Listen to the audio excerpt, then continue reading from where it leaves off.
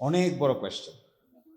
রাষ্ট্রপতি major general Ziaur Rahman এবং তার অনুসৃত নীতি, ভ্যাগ কোয়েশ্চেন, সুনির্দিষ্ট প্রশ্ন না। ওনার অনুসৃত নীতি তো অনেক কিছু, সবটার উপর আপনি একমত কিনা এই প্রশ্ন জিজ্ঞাসা করা হয়েছিল। সেখানে 3,78,00,000 লোক ভোট দিয়েছে। দ্বিতীয়টা হয়েছে 21শে মার্চ 1985। এরশাদ সাহেব যেটা নিয়েছিলেন, আপনি কি রাষ্ট্রপতি এরশাদের নীতি সমর্থন করেন এবং আপনি কি চান যে নির্বাচনের মাধ্যমে একটি বেসরকারি সরকার গঠিত না হওয়া পর্যন্ত তিনি এই প্রশাসন পরিচালনা করবেন? তাহলে প্রথম পার্ট কি, আপনি কি রাষ্ট্রপতি এরশাদের নীতি সমর্থন করেন? নীতিটা কি? ভ্যাগ প্রশ্ন, সুনির্দিষ্ট কোয়েশ্চেন না। নীতি কি আপনি তালিকা করেন এখন, কোনটা নীতি, কোনটা সঠিক, কোনটা বেঠিক, কোনটা রায়, কোনটা রং, লম্বা কথা। তৃতীয় প্রশ্ন, 15ই সেপ্টেম্বর 1991 বেগম খালেদা জিয়া তিনি যেটা করেছিলেন, গণপ্রজাতন্ত্রী বাংলাদেশের সংবিধান বিল 1991 এর উত্থাপিত রাষ্ট্রপতির সম্মতি দেওয়া উচিত কি না, বিলটা কি? কয়জন মানুষ জানে বিলটা কি? বিল বাংলাদেশের মানুষ জানে? বিল এর সঙ্গে আপনি একমত কিনা? এইখানে বাংলাদেশের ভোটার সংখ্যা ছিল 6,22,04,118 জন। ভোট দিয়েছিল 1,83,08,377 জন। ভোট পেয়েছিলেন মাত্র 35%। ভোটারই উপস্থিত হয়েছিল 35%। আর এখনকার যে গণভোট, সেই গণভোটে কি হয়েছে? এখনকার গণভোটে মানুষ ভোট দিয়েছে, প্রায় 7 কোটি মানুষ ভোট দিয়েছে। ভোটার সংখ্যা ছিল 12,76,00,000। ভোটের উপস্থিতির হার 60%। হায়ের পক্ষে 69 পয়েন্ট সামথিং, প্রায় 70%। তাহলে বেগম খালেদা জিয়া 91 সালে যে গণভোট দিয়েছেন, সেখানে ভোটার উপস্থিতি হয়েছে 35%। ওটা তো মেনেছেন, সংবিধানে ইনক্লুড করেছেন। বিল তো আমরা কেউ জানতাম না, আপনারা বিল মানুষকে জানান নাই না। 35% লোকের উপস্থিতি, আর এখন 60% লোকের উপস্থিতি, এখন মানছেন না বলে প্রশ্ন বুঝি নাই তাই মানি নাই। প্রশ্নটা কি দেখেন, তাহলে এই গণভোটের প্রশ্নটা কি? এটা কি বুঝি নাকি আমরা বুঝি না? এই গণভোটের একেবারে স্কোয়ার প্রশ্ন। আগের প্রশ্নগুলি আমি আপনাদের পড়ে শোনালাম। এবারকার প্রশ্ন কি? গণভোটে নিম্নরূপ প্রশ্ন উত্থাপন করা হইল, আপনি কি জুলাই জাতীয় সনদ সংস্কার বাস্তবায়ন আদেশ 25 এবং জুলাই জাতীয় সনদে লিপিবদ্ধ সংবিধান সংস্কার সম্পর্কিত নিম্ন বর্ণিত প্রস্তাব সমূহের প্রতি একমত? নিম্ন বর্ণিত প্রস্তাব কি? ক, খ, গ, ঘ। আপনি দেখবেন ভোটের ব্যালটে 4টেই ছিল। আর আপনাদের ভোটার ব্যালটে কি ছিল? আপনাদের ভোটার ব্যালটে ছিল যে অনুসৃত নীতি পদ্ধতির সাথে একমত কিনা। নীতি পদ্ধতি কি? বেগম খালেদা জিয়া 1991 সালে যা করেছেন, তিনি বলেছেন উত্থাপিত বিলের সঙ্গে আপনি একমত কিনা। বিল কোথায়? বিল কি ব্যালটের পার্ট? বিল তো ব্যালটের পার্ট না। তাও সমর্থন পেয়েছিলেন 35 ভাগ। আর এইভাবে বলে সমর্থন পাওয়া গেছে 60 ভাগ। প্রায় 70 ভাগ ভোটারদের কাস্ট হয়েছে 60 ভাগ। তাহলে প্রশ্ন দাঁড়াচ্ছে, এখন যে কথা বলছেন আমার লার্নেড ফ্রেন্ডরা, এই প্রশ্নটা আমি 3 বার পড়েছি গত পরশুদিন বগুড়ায়। আমার এক স্বনামধন্য পার্লামেন্টারিয়ান তিনি বলেছেন এই প্রশ্নটা পড়তে নাকি 3 ঘন্টা সময় লেগেছে ওনাদের। তো আমি যদি আপনাদেরকে এই প্রশ্নটা পড়ে শোনাই, আপনারা রেকর্ড করেন, এটা 1 মিনিট 32 সেকেন্ড সময় লাগে। আমি 3 বার ট্রায়াল দিয়ে দেখেছি। তো 1 মিনিট 32 সেকেন্ডে আমরা যা পড়তে পারি, ওনাদের যদি এটা 3 ঘন্টা সময় লাগে, তাহলে তো নানান প্রশ্ন উত্থাপন হবে। পড়ার ক্যাপাসিটি, পড়ে ঠিক কিনা, উচ্চারণ সঠিক কিনা, এই পড়তে কত সময় লাগে, প্রসেসর ভালো কিনা, মাইক্রোচিপ মাথায় যা আছে এটা সঠিক কিনা, নানান প্রশ্ন উঠবে।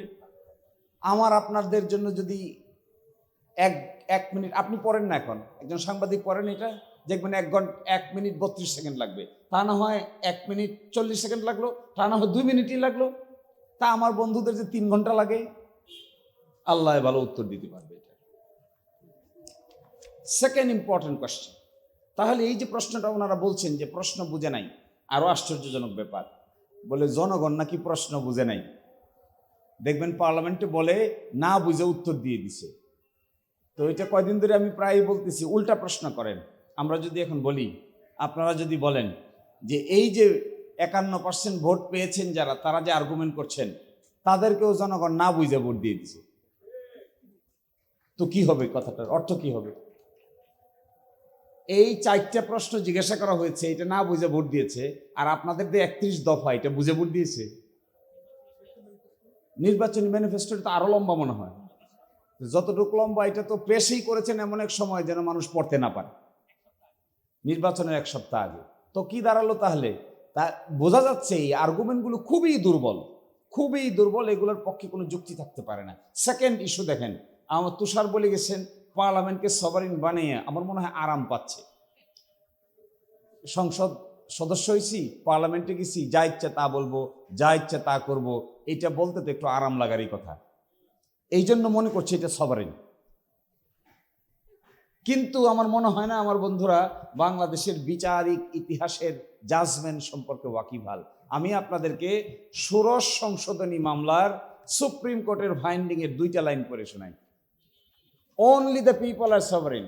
সুপ্রিম কোর্ট বলছে, আমাদের Supreme Court, only the people are sovereign, only the constitution is supreme, all other institutions are merely the institutions or agencies to fulfill the greatest purposes enunciated in the constitution. তাহলে supreme Court বলছে only the people are sovereign। আমার ভাই তুষারের বাসায় sir বলছেন parliament is the sovereign. Madam বলেন sir আইভর Jennings. এটা আরো ডেঞ্জারাস কথা। ম্যাডামের বক্তৃতায় তিনি বলবেন কেন তিনি তাকে আইভর জেনিংস বলেন। তো আইভর জেনিংস স্যার বলছেন, স্যার আইভর জেনিংসের নাম উচ্চারণ করলে তো স্যার বলতে হবে সামনে। স্যার আইভর জেনিংস বলছেন পার্লামেন্ট ইজ দ্য সুপ্রিম। আমি ওনাকে শুধু একটা কোয়েশ্চেন করি আপনাদের থ্রোতে, মাই সিনিয়র ফ্রেন্ডকে, উনি উত্তর দিবেন পার্লামেন্ট দ্য সুপ্রিম এইটার একটা রেফারেন্স বাংলাদেশ কেন সাবকন্টিনেন্টের ইতিহাসে একটা রেফারেন্সও দেখাইতে পারবেন না। তাহলে উনি যে বলেন সুপ্রিম, এটা কিসের ভিত্তিতে? এটা ওনার সভারেন, পার্লামেন্টের সভারেন, এটা বলেন কিসের ভিত্তিতে? আমার ধারণা শরীরের গরমের ভিত্তিতে তিনি কথা বলছেন। আর গরমকাল তো এখন পার্লামেন্টের ভিতরে এসি আছে, তাও সমস্যা হচ্ছে। এবং দেখেন আমাদের সুপ্রিম কোর্ট কি বলছে, under hour constitutional dispensation it is the constitution and not parliament which is supreme. Supreme is the constitution, sovereign of the people. Sovereignty concept lies only with the people, not even with the constitution. People are sovereign, constitution is supreme, are all other organs under the constitution, under the will of the people. এখন যখন গণভোট আয়োজনের প্রশ্ন আসছিল তখন খুব বিতর্ক হয়েছিল ঐক্যমত্য কমিশনে। আপনারা জানি অবাক হবেন, নিশ্চয়ই আপনারা জানেন এই গণভোটের প্রস্তাবকারী কিন্তু সরকারি দল। প্রশ্ন আসছিল যে গণভোট যে আমরা আয়োজন করব, আমাদের বর্তমান সংবিধানে তো গণভোটের বিধান নাই, কি করে আয়োজন হবে? সরকারি দল থেকে বলা হলো তখন যে গণভোট যে আয়োজন করা যাবে না এই মর্মেও তো সংবিধানে কিছু নাই, আয়োজন তো হয়েছে। তখন একটা এখন একটা, এইগুলো ক্যারেক্টারকে কি বলে? এগুলো আপনারা ঠিক করবেন, এই ক্যারেক্টারের নাম কি? এগুলো আমার মুখ দিয়ে বলা ঠিক হবে না। লাস্ট বলে দিচ্ছি আমি, বিচার বিভাগটাকে 12টা বাজাইতেছে। কিভাবে 12টা বাজাচ্ছে জানেন? সুপ্রিম কোর্ট একটা রায় দিছে, গত পরশুদিন এটা পাবলিশ হয়েছে, বলছে 3 মাসের ভিতরে সচিবালয় প্রতিষ্ঠা করো, আর বলছে সুপ্রিম কোর্টের নিয়ন্ত্রণ থাকবে সুপ্রিম কোর্টের উপরে, রাষ্ট্রপতির উপরে নয়। আগে ছিল রাষ্ট্রপতির উপরে, তাহলে তো গেল সুপ্রিম কোর্টের উপরে। সচিবালয় প্রতিষ্ঠার অর্ডিন্যান্স জারি হয়েছে 30 নভেম্বর, সচিবালয় প্রতিষ্ঠিত হয়েছে 11 ডিসেম্বর, এ রায় হয়েছে সেপ্টেম্বর, রায় প্রকাশ হচ্ছে পরশুদিন। যে সচিবালয় প্রতিষ্ঠিত হয়েছে একটা রায়ের আলোকে, যতক্ষণ রায় ঠিক আছে ততক্ষণ পর্যন্ত কি আপনারা পার্লামেন্টে বসে এইটাকে বাতিল করতে পারেন? বড় প্রশ্ন। আমি তো দেখছি there is a clear cut clash between the judiciary and the parliament. Clear cut clash. এই ক্ল্যাশের জন্ম দিচ্ছে পার্লামেন্ট, এই ক্ল্যাশের জন্ম দিচ্ছেন বিখ্যাত আইনবিদরা, এই ক্ল্যাশের জন্ম দিচ্ছেন স্যার আইভর জেনিংসরা। তো যারা এই জেনিংসরা এই ক্ল্যাশের বর্ণনা দিচ্ছেন, এইটা অনিবার্য। এবং দেখেন কেন সংবিধান সুপ্রিম আর কেন জনগণ সভারিন, এই ব্যাখ্যা দিয়ে আমি শেষ করে দিচ্ছি। পার্লামেন্টে একটা আইন পাশ করবে, 65-এ তার বিধান আছে। কোনটা পাশ করবে? যেটা সংবিধানের সীমার মধ্যে সেটা পাশ করতে পারবে, সংবিধানের সীমার বাইরে পাশ করতে পারবে না। সংবিধানের সীমার ভিতরে বাইরে গিয়া সংবিধানও যদি সংশোধন করে এটাও টিকবে না। এটা বলেছে আমাদের 8ম সংশোধনী মামলা, সর্বশেষ মামলা হলো 16 সংশোধনী। আচ্ছা বলেন তো দেখি, কেয়ারটেকার গভর্নমেন্ট কি সংবিধান সংশোধন করে বাদ দেওয়া হয় নাই? বাদ দিছে? তো কেয়ারটেকার গভর্নমেন্ট সংবিধান সংশোধন করে বাদ দিলে সুপ্রিম কোর্ট আবার বাদটাকে বাদ করে দিল যে, তাহলে আপনার ক্ষমতা কই গেল? আপনি যে বলছেন পার্লামেন্ট সভারেন, তো পার্লামেন্ট সভারেনের কনসেপ্ট কই গেল? আপনি তো পার্লামেন্টে আইন পাস করছেন, আইন পাস করে বলছেন কেয়ারটেকার গভর্নমেন্ট বাদ, সংবিধান সংশোধন করে বলছেন আমাদের হাইকোর্ট বলে দিছে ন, আপনি যা বলছেন এটা সঠিক না। সুতরাং কেয়ারটেকার গভর্নমেন্ট যে আপনি বাদ করেছেন, আমরা বাদটাকে বাদ করে দিলাম। কেন বাদটাকে বাদ করে দিলাম? এর পিছনে কারণ হলো আপনারা সংবিধানের বেসিক বিষয় নিয়ে টানাটানি করছেন। ওই বেসিক বিষয়ের মধ্যে একটা হলো বিচারিক ইন্ডিপেন্ডেন্স, বিচার বিভাগ স্বাধীন থাকবে। এই যে একটা বেসিক বিষয়কে পার্লামেন্টে টেনে নিয়ে গিয়ে সুপ্রিম কোর্টের সঙ্গে একটা ক্লেশ লাগাচ্ছেন, তার ভবিষ্যৎ কি ভালো? মোটেও ভালো হবে না। ক্লেশ হচ্ছে। সুপ্রিম কোর্ট বলছে আমি ইন্ডিপেন্ডেন্ট থাকতে চাই, তারা বলছেন তোমাদেরকে আমরা দিতে চাই না।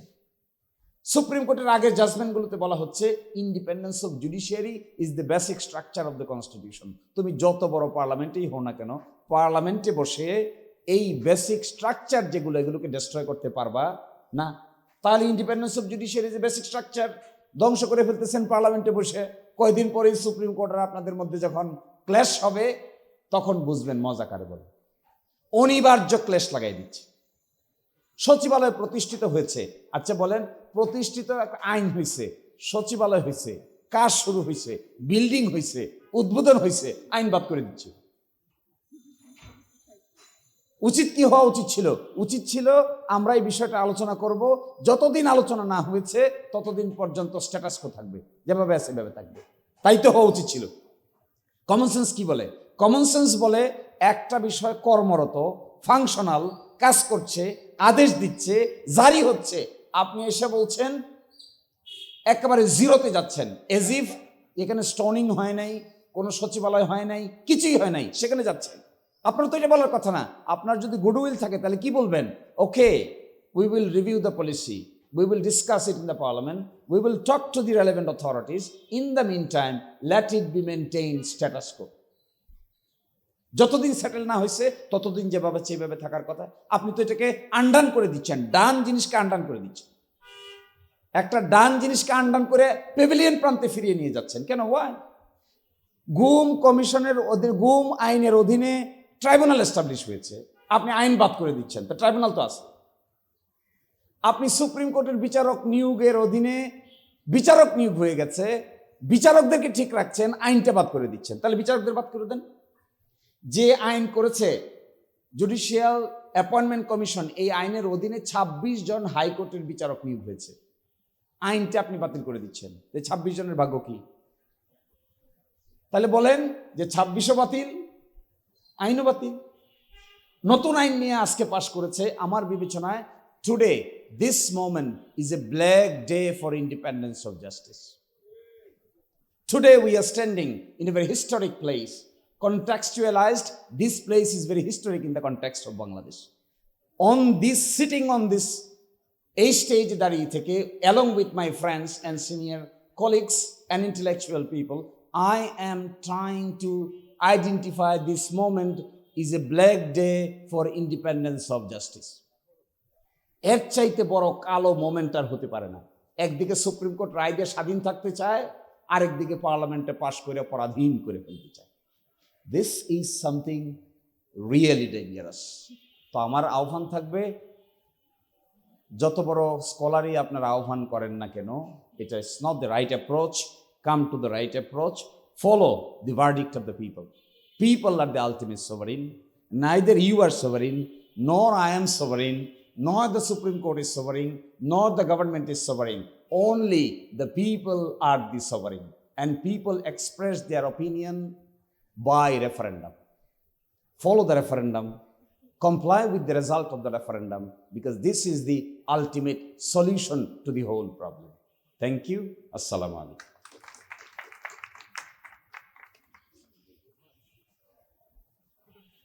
অসংখ্য ধন্যবাদ।